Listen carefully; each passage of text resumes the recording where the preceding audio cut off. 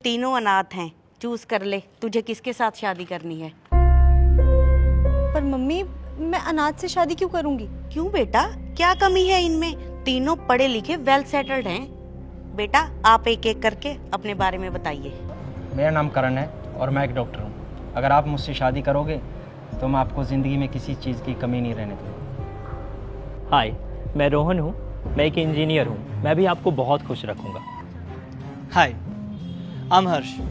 मेरा खुद का होटल है और अगर तुम मुझे चूज़ करोगी तो मैं तुम्हें पूरी दुनिया घुमाऊंगा। मुझे तो तीनों लड़के ही बहुत पसंद हैं। अब तू देख तुझे किससे शादी करनी है। मम्मी, होंगे ये इंजीनियर डॉक्टर, लेकिन इन सबका कोई परिवार नहीं है, सबके सब अनाथ हैं। और आप मेरी शादी एक अनाथ से क्यों करवाना चाहती हैं? क्योंकि बेटा तू ही तो ये चाहती थी। मम्मी, मैं पहले ही क्लियर कर दूं, मुझे वहां शादी करनी ही नहीं है जहां लड़के की फैमिली उसके साथ रहती हो। अगर शादी के बाद मैं अपना घर छोड़ के वहां जाऊंगी ना, तो उसे भी मेरे लिए ना अपना घर छोड़ के अपने पेरेंट्स को छोड़ के आना पड़ेगा। और मैं अपनी फ्रीडम के साथ कॉम्प्रोमाइज नहीं कर सकती। मैं लड़के के साथ रहना चाहती हूँ, उसकी फैमिली के साथ नहीं। पर बेटा परिवार तो जरूरी होता है। होता होगा मम्मी, लेकिन मुझे नहीं चाहिए। मुझसे ना ये सास बहू वाला ड्रामा नहीं झेला जाएगा। I want my peace and freedom. अरे मैं अपने पति को संभाल सकती हूँ, लेकिन उसके परिवार को नहीं। बेटा शादी से पहले ना हर लड़की में ये घबराहट होती है कि वो नए घर में जाके एडजस्ट कैसे करेगी। लेकिन बेटा ऐसे परिवार से अलग रहना ये भी तो सही नहीं है। कल को तुम्हें कोई इमरजेंसी पड़ जाए, तुम्हारा ध्यान रखने के लिए कोई तो बड़ा होना चाहिए। मम्मी, परिवार के साथ रह के ना मेरी फ्रीडम मुझसे छिन जाएगी। हर कोई मुझसे यही बोलेगा, बहू ये मत करो, वो मत करो, ये मत पहनो, वहां मत जाओ, ऐसे मत करो। Oh my God mummy, boundaries के साथ ना मैं नहीं रह सकती। मुझे टॉक्सिक एनवायरनमेंट में ना रहना ही नहीं है। मम्मी, मुझे ना अपनी लाइफ बस अपने पति के साथ जीनी है। ना होगी फैमिली, ना होगी कोई टेंशन। प्लीज अगर कोई ऐसा लड़का मिले ना तो मुझे बताना।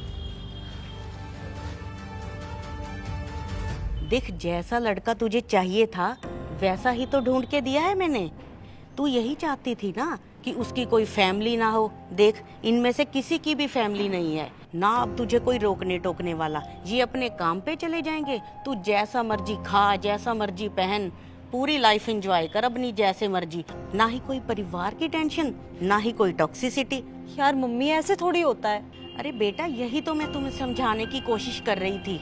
ये जो तुम लड़कियों ने ट्रेंड बनाया हुआ है ना कि हमें अलग रहना है, हमें परिवार के साथ रहना नहीं, हमें फैमिली नहीं चाहिए। तुम्हें अगर चुनना ही है ना लड़का तो अनाथालय से चुनो, क्योंकि उनके परिवार तो होते ही नहीं है। मैं तो सभी लड़की वालों के परिवार वालों से ना यही कहना चाहूंगी कि इधर उधर रिश्ता देखने की बजाय अपनी लड़कियों को यहाँ अनाथालय में लाएं, लड़का पसंद कराएं और शादी कर दें। परिवार की सिरदर्दी ही खत्म। ठीक है ना, यही करना चाहिए ना उन्हें। सॉरी मम्मी, मुझे ये बात रियलाइज़ हो चुकी है कि परिवार की क्या इम्पोर्टेंस होती है। अगर कोई मुझे मेरे माँ बाप से अलग करेगा और मुझे जो फील होगा वही सेम लड़के को भी तो फील होगा ना, जब कोई उसको उसके माँ बाप से अलग करेगा। अब मैं कभी भी जिद नहीं करूँगी आपसे परिवार को लेके। और मम्मी, अब जैसा भी लड़का ढूंढना चाहती है ना मेरे लिए, वैसा ही ढूंढिए। परिवार की कीमत ना वही लोग समझ सकते हैं जिनके परिवार नहीं होते। इन लोगों को देखो, ये बेचारे परिवार के लिए तरसते हैं। इसलिए बेटा भगवान का हमेशा शुक्रिया अदा करो कि उसने तुम्हें परिवार दिया। बेटा तुम सबका बहुत बहुत थैंक यू जो तुमने मेरी बेटी को सब सिखाने में मेरा साथ दिया।